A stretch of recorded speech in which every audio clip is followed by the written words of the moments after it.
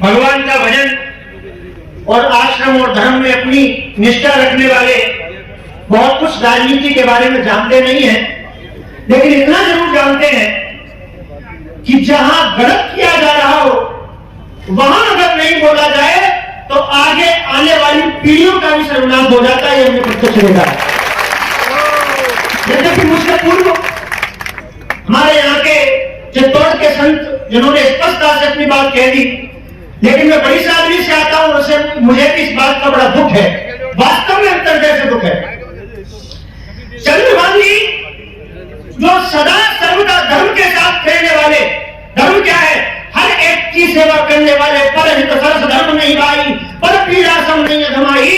और हाँ, मैं सत्य कहता हूं, डंके की चोट पर कहता हूं, उनके साथ अन्याय किया गया है, उनके साथ गलत किया गया है, और गलत पर तो बोला जाएगा। यद्यपि जिसने भी गलत किया हो सकता है, आप पार्टी पॉलिटिक्स से बने हुए, आप खुलकर न बोल पाए, लेकिन हम खुलकर के बोलने की क्षमता रखते हैं। ये सीपी जी ने बिल्कुल अच्छा नहीं किया है।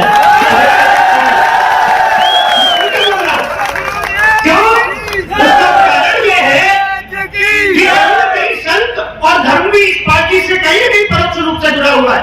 बिना इस पार्टी के हम संतों का धर्म की पूर्णता नहीं है। और अगर आप अपनी निज महत्वाकांक्षाओं को पूर्ण करने के लिए ऐसे पार्टी का नुकसान करेंगे, ऐसे विधानसभाओं का नुकसान करेंगे, तो ये नुकसान पूरे राजस्थान का होगा और 2024 में पूरे भारत का नुकसान होगा और कहीं न कहीं वो धर्म का नुकसान हो जाएगा। इसलिए अपनी महत्वाकांक्षाओं को पूर्ण करने के लिए ऐसा बिल्कुल नहीं करना चाहिए था। अगर कोई कमी होती, अगर किसी प्रकार की कोई लांछन होता, कोई दोष होता तो समझा जा सकता था, लेकिन हलवे की जैसी जीती जितनी सीट को डिस्टर्ब करना और चंद्रबान जी को विशेष करके परेशान करना, ये बिल्कुल ठीक नहीं किया है। जैसे कि ऐसा नहीं कि सीपी जी हमारे आश्रम से जुड़े नहीं है, उनके भाई बंद, उनके स्वयं के मामा मामी मेरे साथ यात्रा में जाते, वो स्वयं आश्रम में आते हैं, लेकिन यहाँ उन्होंने बिल्कुल गलत किया है और इसका परिणाम पूरे राजस्थान में भोगना पड़ेगा।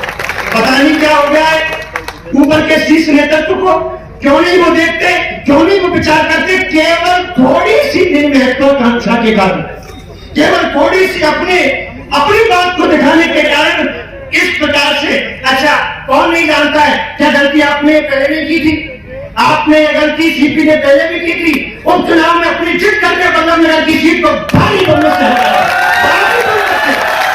नुकसान हुआ था। पार्टी का नुकसान होता है तो संतों का नुकसान होता है, और ये दूसरी फिर गलती करने जा रहे हैं। मेवाड़ की सीटों पर ठीक है, प्रदेश अध्यक्ष बने, मोदी की लहरों पर सवार होकर के कहां पहुंचे सब लोग जानते हैं।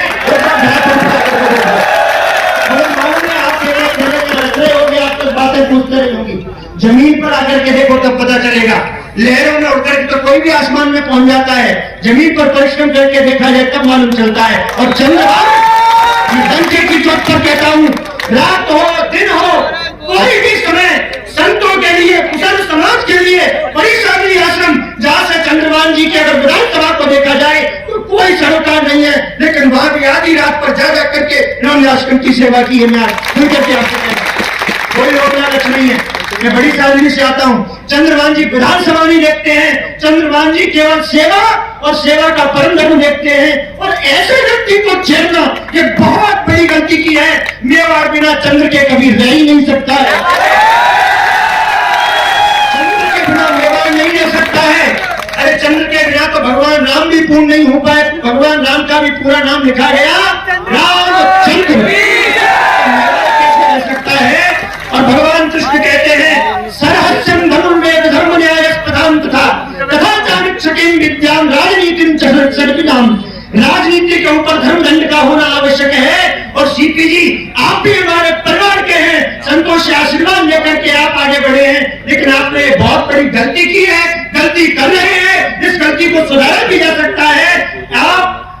आप जिस लहरों पर सवार होकर के वहां पहुंचे, भगवान हम भी कामना करते हैं, आप भी हमारे क्षेत्र के हैं, मेवाड़ के हैं, कि आप तो सीएम पद के दावेदार हो जाते, लेकिन ऐसी गलतियों करके अपनी निज महत्वाकांक्षाओं को पूर्ण करके जो आप पर पद है वो भी नहीं रह पाएगा। क्योंकि सता में आप परेशान कर रहे हैं किसी को, जीती जिताई जो सीटें मेवाड़ की डंके की चोट पर कहता हूँ, यद्यपि बहुत ज्यादा राजनीति में नहीं जानता, लेकिन आज भी डंके की चोट पर कहता हूँ 2 सीट हलवे की जैसी जीती जिताई है। बल्लभ नगर की सीट अगर दे दी जाए हमारे रणधीर सिंह जी को और यहाँ की सीट हमारे चंद्रभान जी को, कोई बाई चला रहा नहीं। हलवे की जैसी जीती जिताई हुई सीटें हैं और मैं बार बार इसलिए जोड़ दे रहा हूँ कि इन सीटों का नुकसान पूरे राजस्थान में होगा और राजस्थान में अगर ये नुकसान हो गया तो 2024 में पूरे भारत में इसका नुकसान भोगना पड़ेगा। ये ऊपर का शीर्ष नेतृत्व उस पर विचार करे और एक एक जने को सोच विचार करके चंद्रभान जी जैसी ये सीट कोई जीत ही नहीं सकता है इतने भारी मतों से, क्योंकि सेवा की है जमीन पर।